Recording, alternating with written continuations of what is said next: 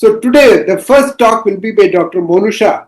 She's done her FNB and in hand and microsurgery. She's a consultant at the Department of Plastic Surgery, Hand Surgery and Reconstructive Microsurgery and Burns at Ganga Hospital, Coimbatore. She has got a focused clinical interest in the management of congenital hand and foot anomalies, combining meticulous surgical care with clinical research, education, and long-term outcome evaluation.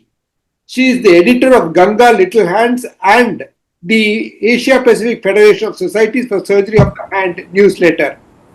She has been the organizing secretary of the World Symposium on Congenital Malformations of the Hand and Upper Limb, which was recently concluded successfully at Coimbatore Ganga Hospital.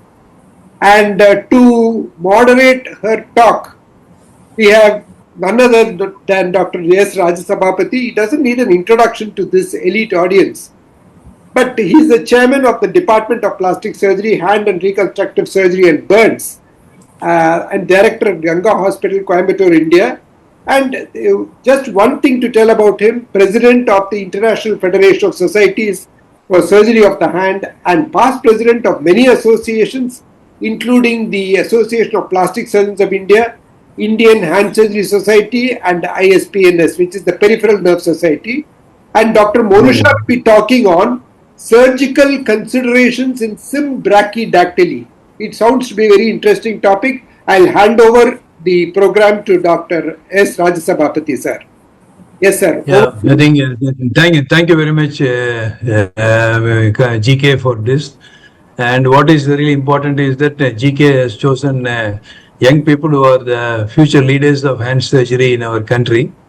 And this is a very novel and a very welcoming gesture. And in this, we have had one of our own colleagues to speak on symbrachydactyly. And when we were trainees, we only, when you take up congenital anomalies of the hand, we had a few things in mind. One is syndactyly, polydactyly, and when you go a little bit higher, you used to have a radial club hand and cleft hand. And the finer points of the rest of the things were all merged together. So only these four things were in the mind. And now we find in our own practice, symbrachydactyly occupies a bigger space. And I'm happy to welcome Dr. Monusha to speak on this. And she has also done a lot of original work and research into the causation of symbrachydactyly, the outcomes, and is also helped us in some publications which are on the way. So I think over to Monusha, and then we will take on the questions, and I'll be very happy to discuss the deliberations. So over to you, Monusha. Thank you, sir. Thank you, Karthikeyan, sir, for this opportunity. Thank you, Rajasabapathy, sir. So, like sir said, symbrachydactyly forms about 20% of our practice. We looked at all the children who walk into our OPD with congenital hand or foot deformities, and we looked at the first 500 children who came to us from the registry that we have been maintaining from 2021, and we saw that 20% of them had symbrachydactyly. So let's go into the surgical considerations in symbrachydactyly management. As you all know, Bloth and Geckler, they have classified symbrachydactyly. This is one of the simplest classifications that you can get on symbrachydactyly into short finger type, an atypical cleft hand type where you see a U-shaped cleft in the center, a monodactyly type where there is a single digit, and a pyromelic type where this is the most severe type where the whole limb is hypoplastic and only rudimentary digits are present at the distal end. So when a child with symbrachydactyly comes to us, we look at how the hand looks, how the child is using the hand, what the parents want, what the child wants. So I have chosen the various clinical presentations of symbrachydactyly, and we'll start with what function is missing here, and then we'll take forward how we have tackled the situation. So here, the child's right hand has got only a single digit, that is the thumb.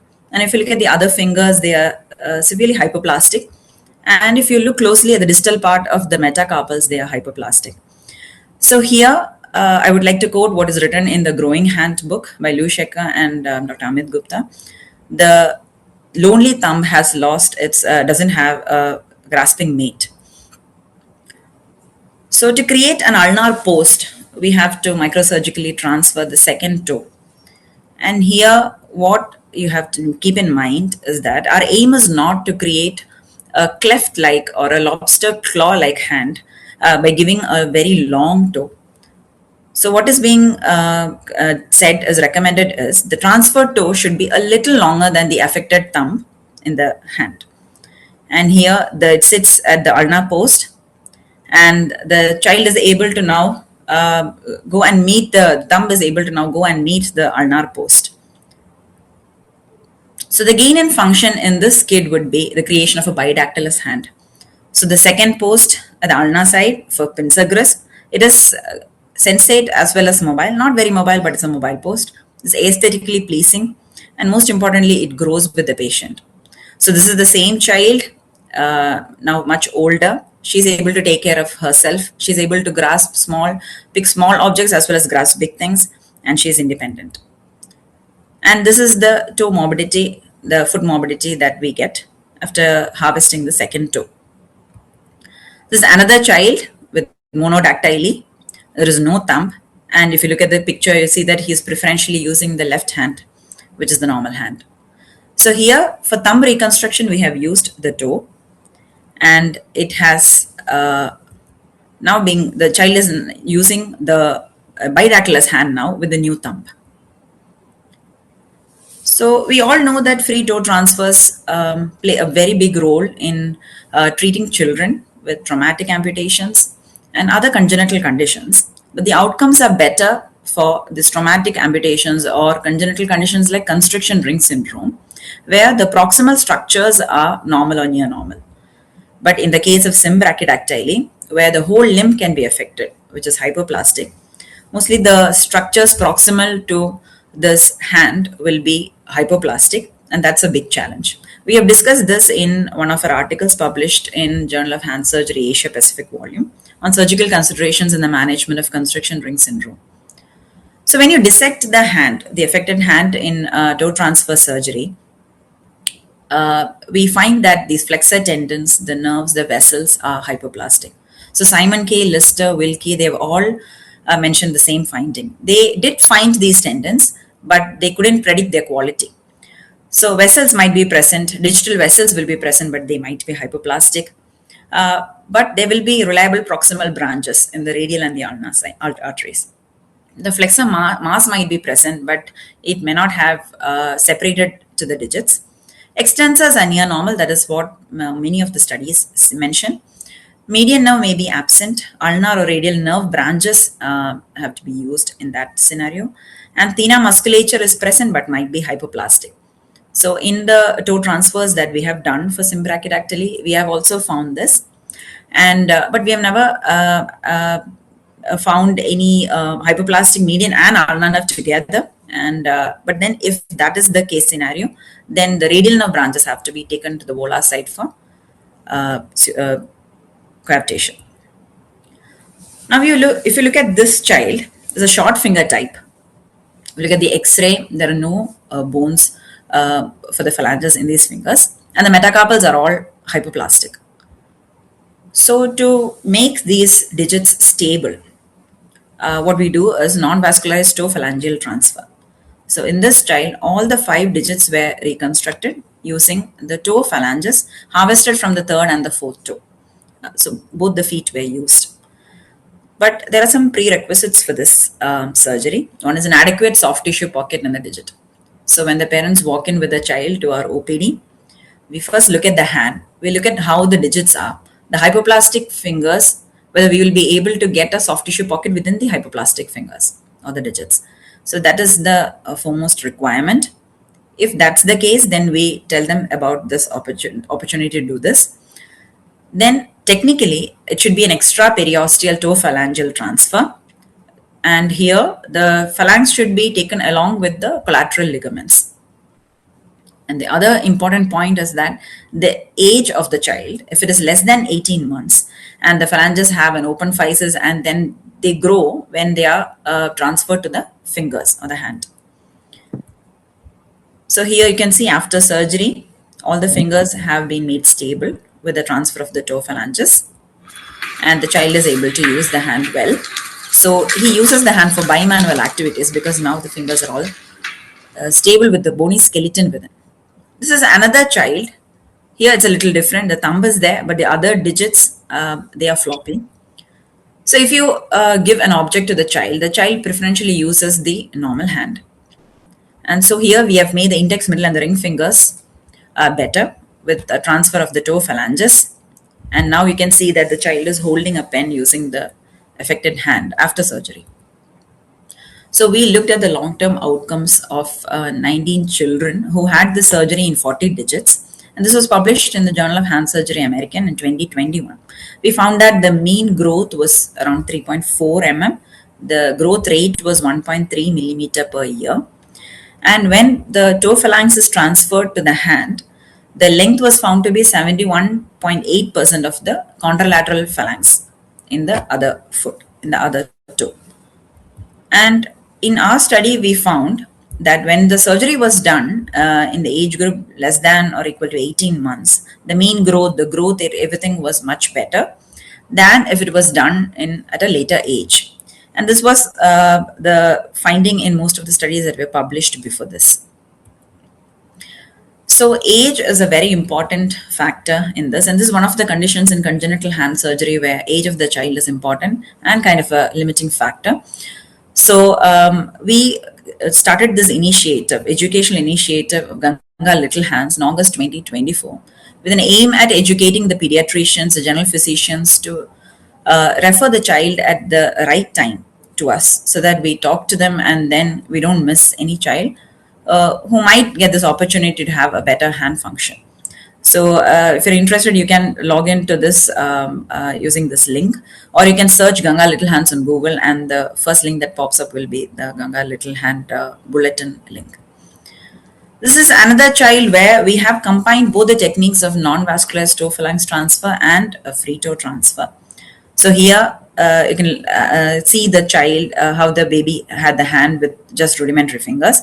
And on the right side, the thumb is being created using a toe, and then the ulnar post was initially created using a toe phalanx. This is how we combined it, but in 2 stages.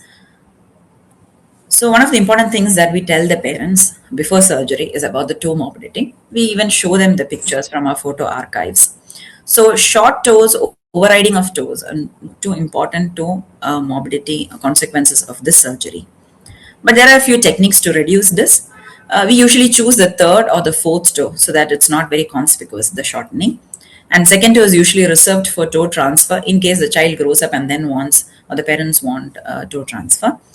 The Buck-Ramko spacer technique, where the flexor tendons and extensor tendons are sutured together so that it acts like a spacer within the toe and reduces the shortening to some extent.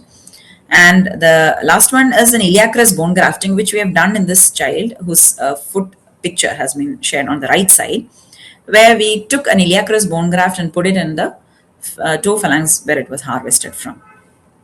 These are the options that we tell them as well before surgery, and most of the parents do not opt for an iliacrus bone grafting because it needs more anesthesia time, more surgery time, and another donor site is being utilized. So they usually don't opt for a iliacrus bone grafting for the toe. If you look at this child, you see that the thumb and other fingers are all fused with a separate little finger. Here, there is no open thumb web. So our aim was to deepen the first web and separate the thumb. So we have a dorsal square flap for the first web, and you can see that we have taken big full thickness skin grafts for the raw areas and the adjacent digits.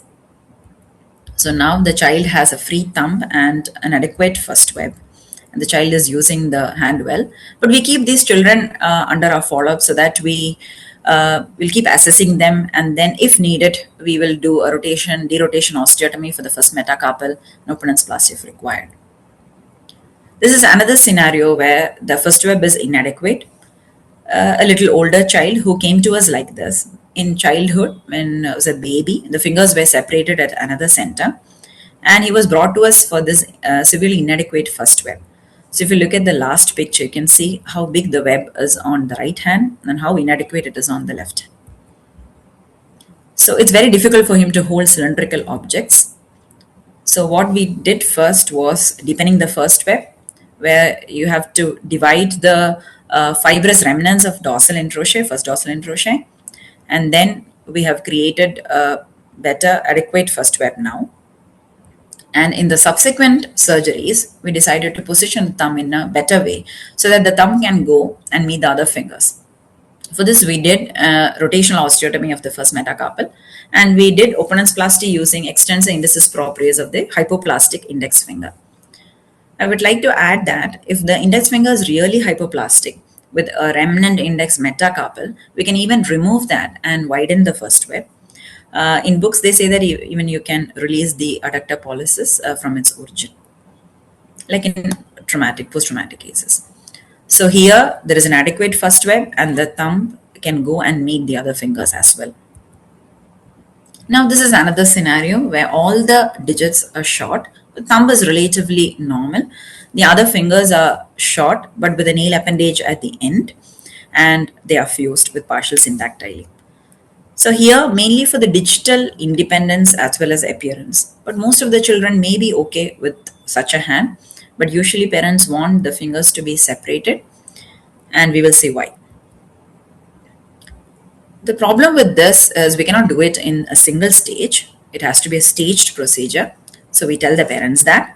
So first we have separated the index and the little fingers from the syndactyly complex. Now in the second stage, we have separated the middle and the ring fingers. And now, if you look at the hand, the digits definitely look longer and he has digital independence.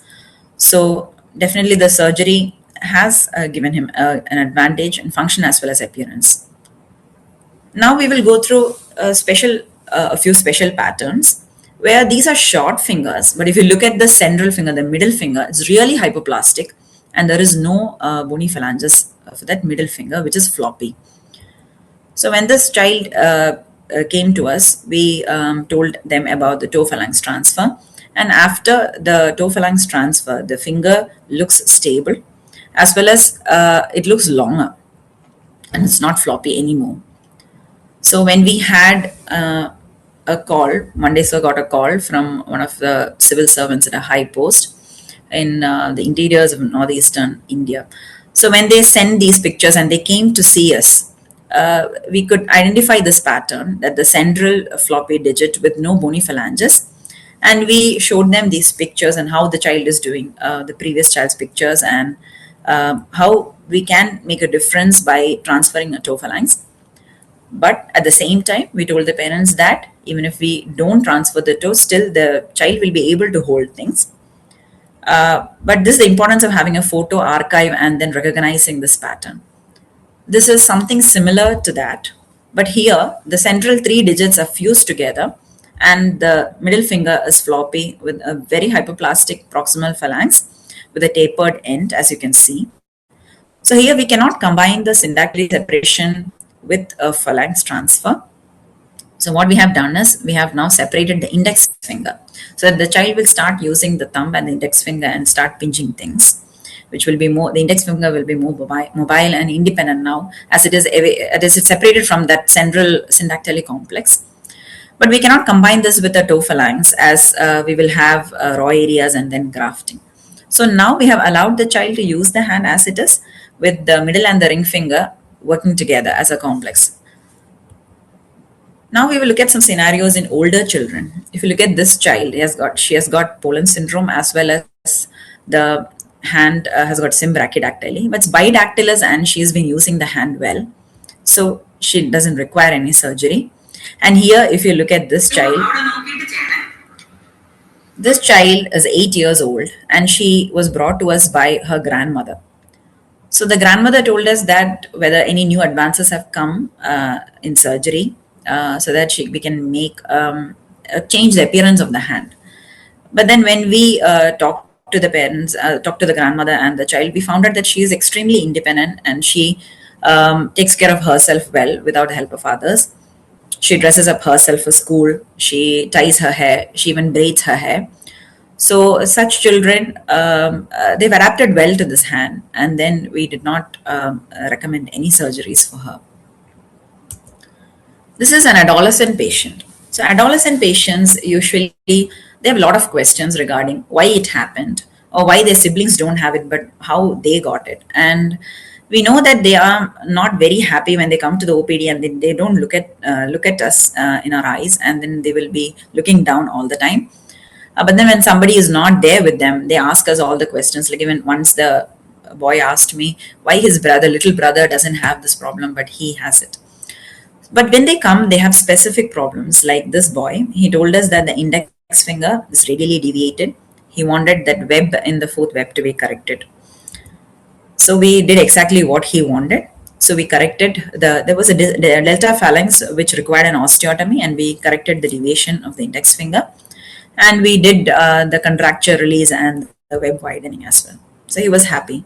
So that is with adolescent patients who come with specific problems.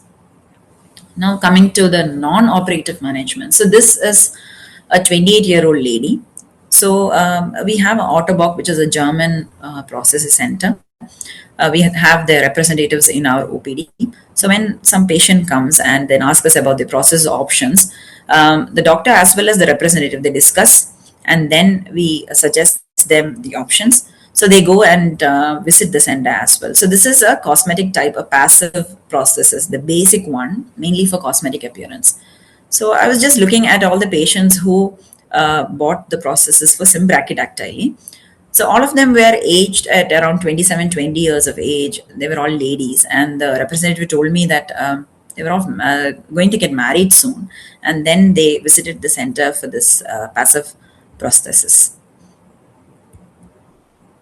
So these are the varied presentations in symbrachydactyly, starting from short finger types with 2 fingers to 1 digit, and the most severe, the pyromelic type, where we combine various surgical techniques, as well as, like I mentioned, the non-operative techniques, or some children don't require surgery. So, thank you.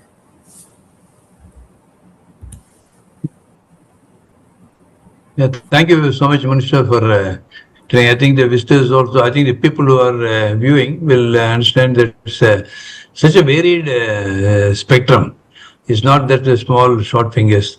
So one of the important things which people confuse, or there could be constriction ring syndrome to this. I think that's one thing.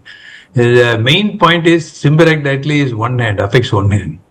Whereas constriction ring syndrome, it affects both hands. Both hands, it may affect the feet, and you may have ring in the thighs, legs, and all that it may have.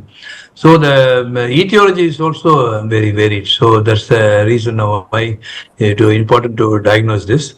And there are certain questions that are there. I'll first answer them, and then we start. The GK has asked a very pertinent question. I think Manisha also, in passing, I think she also mentioned it. So when a toe transfer is done for the reconstructed little finger or for a thumb, I think in symbrachydactyly we will find that I think for that matter, for most of the congenital anomalies, when you do a toe transfer, if you take it for a post-traumatic situation, you will find all those things proximally they'll be good. Suddenly you find a gluten amputation or even aversion amputation. Then you may find the other tendons which you could be spare. But here there is a global sort of reduction in the structures. So one of the important things we take when you do a toe transfer is that you take a long length of tendon, harvest it from the foot. And then you harvest a long length of veins, arteries, everything you take long. And even nerves also you take it long, because you might not get the nerves at the place where you want to. I think that's one important thing there. And if you attach the nerves to these children correctly, it be that matter any nerve, immediate nerve, even if you get a radial cutaneous nerve, that's also fine. They get a reasonable amount of good sensation they get, and we have never had any problem in those fingers. That's the important point. Second point is the free toe phalangeal transfer. So I first got introduced to this when I went to Louisville Fellowship. And it was the Louisville group headed by Dr. Kleinert, who said that they found out, the long-term studies they found, that if you do it earlier, the epiphysis remained open for a long time. So the important point is the growth is present only as long as the epiphysis is open. Suppose you transfer a bone, a phalanx, the phalanx could survive, But then epiphysis gets closed, right? It might be due to ischemia. Okay, something like that. If it doesn't, the whole bone does not take up very well. Okay, the bone may survive as a strut, but it may lose the epiphyseal. I think they require this. They taken for a lesser amount of ischemia, so they must also be vascularized faster. So when the younger the people, if we do, they found that the epiphysis remained open for a longer time. So that has been our finding also. So one question could be asked is, oh, now just now we learned about this, or your child is about now 4 years of age, can we do this? We still do them. Okay, but we do tell them that if we had done it earlier, it might have been better, but it is better than not doing it at all. I think that's the answer for that question. One important point when you do this, I think there must be extra periosteal harvest. Actually, the pocket that you create, it must not be tight. I think that's very important. If the pocket is tight, then what happens? The take of bone graft is lesser, and this. So you try to create a pocket, and you find if you are really falling short, then what we do is we chip in a little of the distal part of the phalanx. The growth center is in the base. So you can, take it a little bit, but still, it's better to have a smaller phalanx with no tension inside the pocket than have a good length of phalanx and then suture it tight. The skin necrosis or the phalanx does not take up. That's the important point. And we have found that when the children they come up in the younger age, I think parents, we are looking at function. And then when the patients come to us at the older age, I think they are also sometimes the aesthetics, I think those things and all. And they have a very limited, exactly they tell us, this is what bothers me. As the boy who quoted, there's a deviated index finger. So they are very specific, not that. I think we only need to do what they want and not what all we can do. I think that's very important when you take care of a older child. I think these are the few comments that I would have. And another point that has been made in GK's comment was, do these toe transfers move? I think that's a question. You will usually be found for any congenital hand when you did, the toe transfers do not move much. I think that's because the paucity of the tendons which move. But then placing the toe in the right position so that the water remains goes and meets, that's very important. I think it's in positioning of the toe. I think where we have to win. So we have to keep on seeing the child before giving anesthesia, how far the remnants of the hand move. Okay, and there we need to place the toe. I think that's where the key thing, positioning of the toe and the right turning over, rotation, correctly rotated and keeping it, that's what matters. So I think I'll go with this, and then if there are any questions by any of you or GK, I will be too happy to answer. The Monusha should be happy to answer. Would you like to talk about your subclaim in this thing or this thing? Yes, GK? There is one more question from Dr. Subhashini. How to avoid web creep? And do you use Joshi splint after finger separation as part of your post-op protocol? Yeah, right. Okay. So the web creep, comes up if you can absolutely prevent web creep if you have a good flap in the web when you put it. I think a good flap, a nicely done big flap, and a flap which fully survives. I think all these 3 points are important. A big flap, a broad flap, and the flap has to survive fully. Okay, then if you have a flap, then you cannot have a creep. Okay, that's it. But then mostly when you use a big flap, you will need to put a skin graft. I think you may not be able to use a skin graftless technique. Okay, there's some people when you do this, they want to do a skin graft, but that is not possible. I think you must not have, we have a very low threshold for putting a graft. A full thickness graft, we put it, that's one. And then when you put in a full thickness graft, if about 20%, 30% gets lost, then you will say by the time it will heal, 100% it will heal, but then 100% as the child grows, it will get curved. So even small defects, small losses must not be, they have to be grafted. You put a split thickness graft, you have to graft. Yes, sir. There's one more. I wanted to know. Dr. Monusha mentioned that when there is a skin nubbin or something, you can put in a phalanx there. There must be a good enough skin pocket. Supposing you have come across a patient where there is no skin pocket, have you had to put a flap and then put in a free phalanx transfer? We have not done that. I think it has been mentioned in the literature. It's all there, but we have not been able to convince any patient, for putting a first one a flap and then to go for it. But I am also a little wary to do that. I think if we have we might go for a toe transfer. Okay, so usually those people who go for this, I think there's not the micro part of it. That component is not pushy. Then no, I think that's the option. So if you have a nubbin, I think you really saw one patient. No, there are only 5 nubbins were there. So there we have put in one of that. We have put in only one metacarpal was there, and over that we put in a toe phalanx. In the other place, we put a toe. So I think we err on not err. We are pushing on the side of toe transfer than on flap plus phalanx. Oh, okay. That was nice. Actually, in this presentation, a wonderful presentation. Anyway, happy birthday, Monusha. It's Thank you. coincidence that you have been presenting today. The other thing is, I noted it was an excellent presentation. There were two important points I felt that were very important in your presentation. Apart from the fact that you showed a new technique, the phalanx transfer, you showed us the donor site morbidity also and how to overcome that by the tendon plication technique. It was very good. But two important things I felt. One you said is, for I think 2 or 3 cases, you said we went to our archives and showed them pictures of how it happens. Yes. It is very important, and that is the way to sort of convince patients when you show your results, and for that you need to have a good documentation. That is a very wonderful point. The second point was, you also said that you have to assess the function before you decide on surgery. I think Dr. SRS also spoke about that. You don't do what you think is possible. You first assess the patient, you see what the child, for instance, the child who was braiding her own hair. That was very interesting to watch.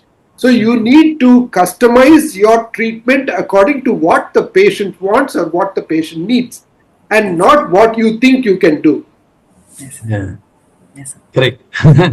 Any closing comments, sir? I think it's a very important thing, and what you said is very true. And we also need to educate people. So for that now we put on this Ganga Little Hands. I think you just Google it and see. There's a very, it's part of it is, and part of it is interesting hand weakness also we put in. Second, it's important to maintain a registry. And registry means where then we certainly found from 22 we had 500 cases we had in a period of a few years. And all of them, once you start putting a registry, you put in every case pre-op, post-op, pre-op, post-op. Then you get in a long-term results are all possible. I think that's 2 things are the ones which are coming up people. I think they need to do that. I think that's a very important thing, a message I'd like to convey. Yes, sir. There is one more question in the chat box. Is there any vascular relation, dorsal or plantar, to be considered for creating web space preoperatively? Yeah. And nothing at all. No. So if you take a web space, you will find about 4/5 of the web. I think all of you look at your own web. 4/5 of your web space is by dorsal skin. I think it's about 20% of it will be of volar skin. No? So you need to have predominantly a dorsal skin in the web. Okay, that's right. But if you say, and one of the things which look a little ugly is to have a planned palmar skin on the dorsum. That looks a little odd. But then this not only applies for this web creation of web, even in post-trauma situations. And if you have to close up and all, you take a palmar skin and put on the dorsum, it looks very, very odd. Okay, so in creating a web, there's a big dorsal flap. And dorsal flaps, if you good web, they almost always they survive. 100% they'll survive. Okay, that's does it answer the question? Yeah. Dorsal flap, broad flap, big flap. Yes, sir. Thank you very much, sir. That is a very difficult topic. Symparacidactyly, I mean, The parents are also very frustrated, and we also do not know. Thank you very much, Dr. Monusha and Dr. SRS sir, for making us, enlightening us about this topic. Thank you.